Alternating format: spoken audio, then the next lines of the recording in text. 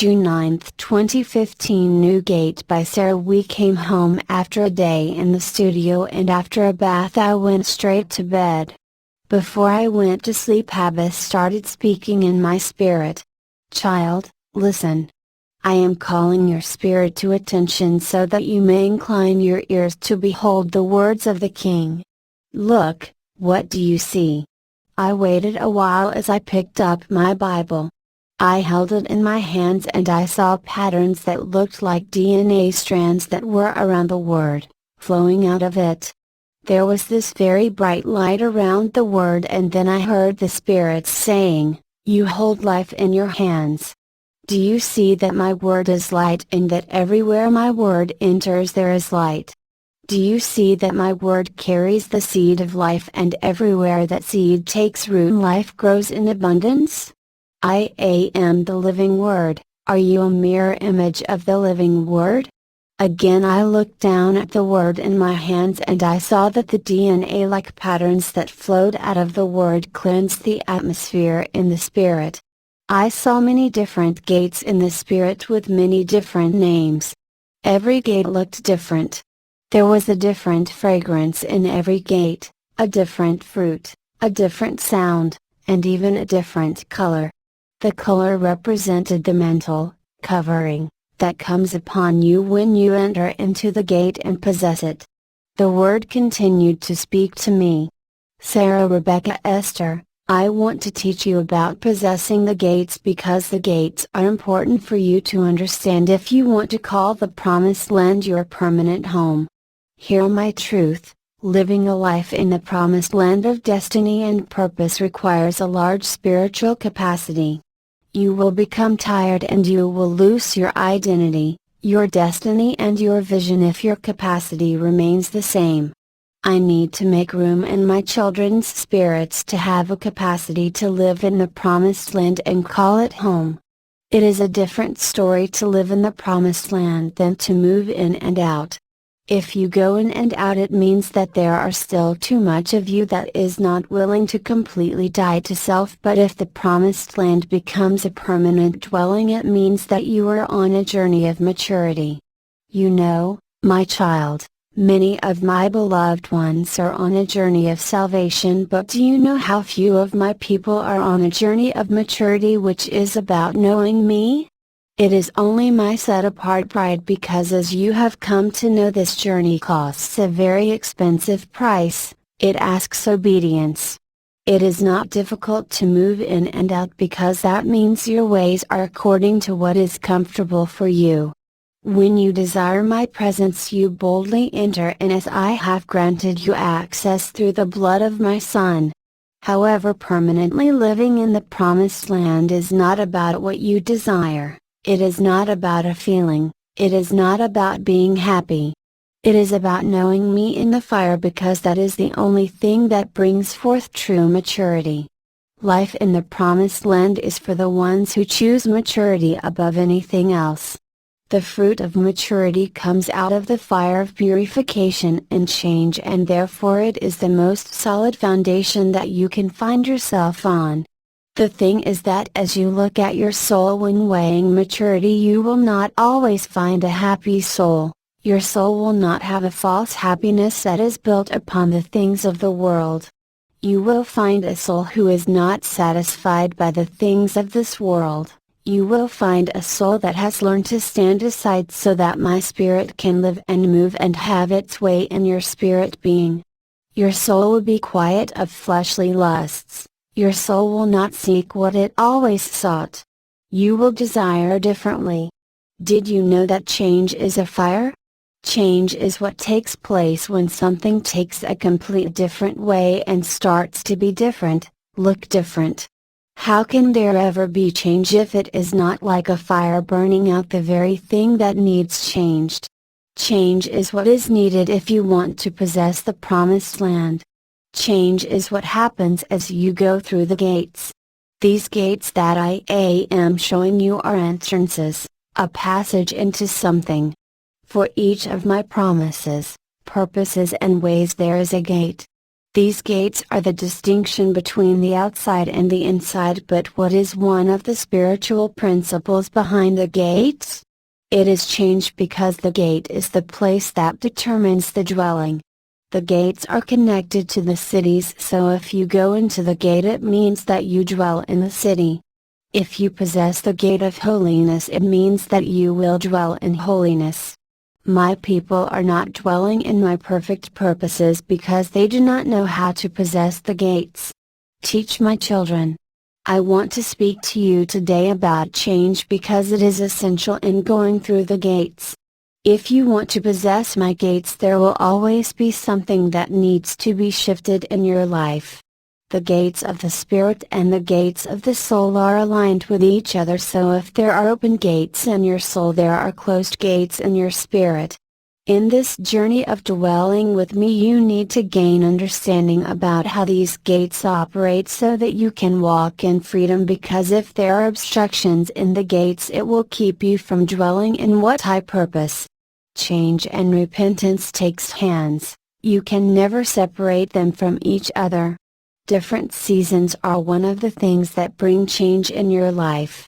As I take you through different seasons, the change in season shows you a different view on your soul so that there can be repentance, because if there is no repentance, there can be no maturity. Allow my spirit to take you through my times and seasons so that you can come to know yourself from the perspective of my light and truth.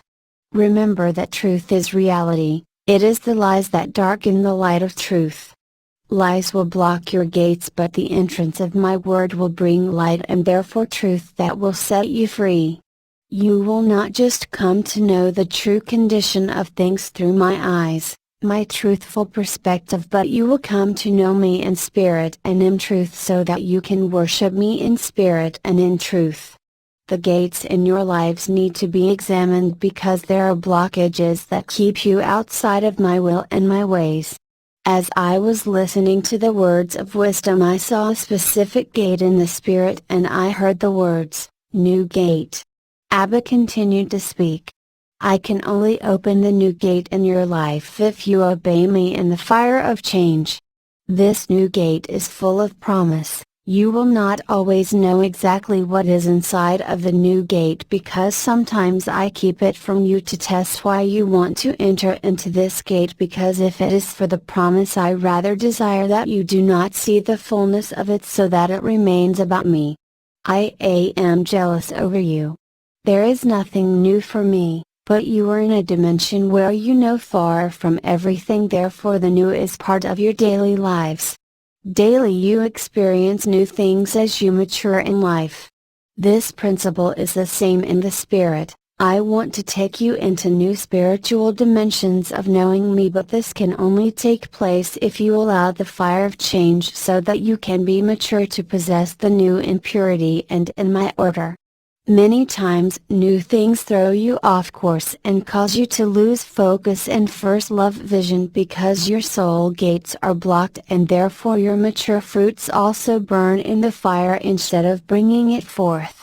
If there is a lack of order, the good will also burn in the fire of change, and the fire will heat up the things in your soul and life that is out of order. How does your new gate look?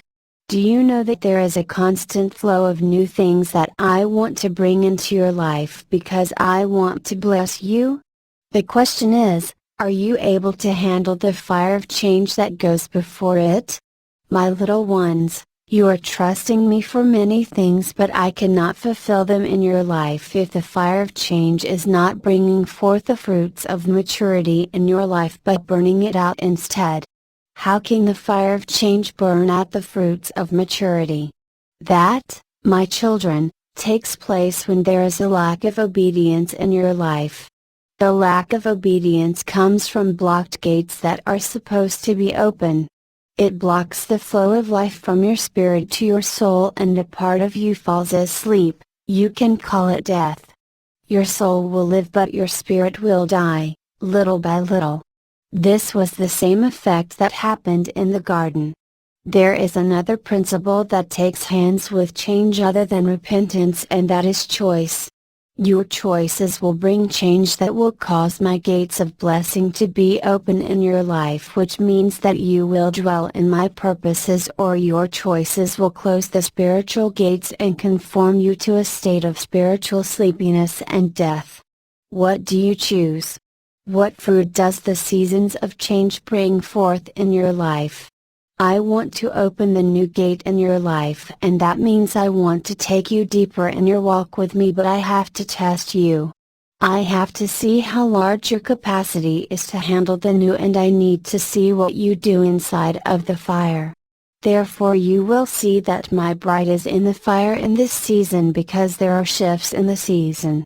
The shifts are becoming greater and more intensified, so if I do not allow the fire of testing you that I may know your heart, you will not be able to handle the new because things will shift, and if your capacity remains limited you will not know how to dwell in the city of new because you do not know me in it.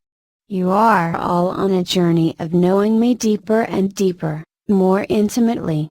Remember that I take you through different seasons so that you can look and see from different angles to gain understanding and wisdom.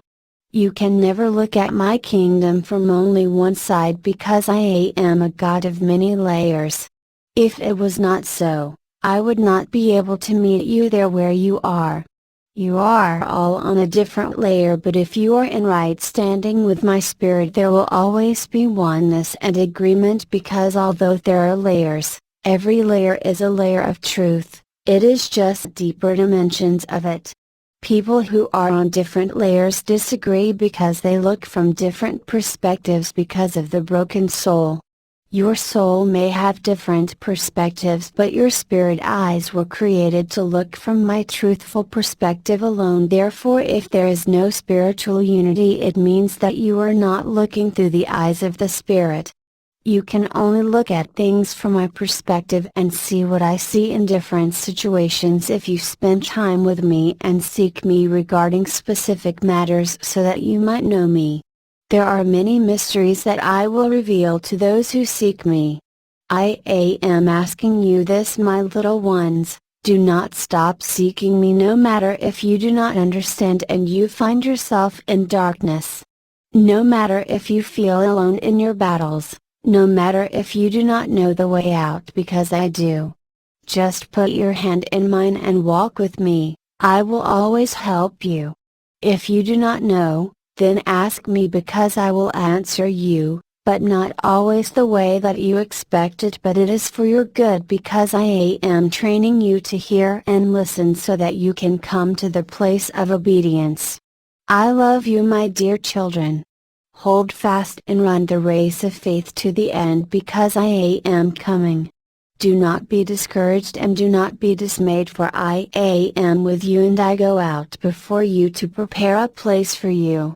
Keep on walking with me, keep on listening to me because I am preparing my army of worshippers who know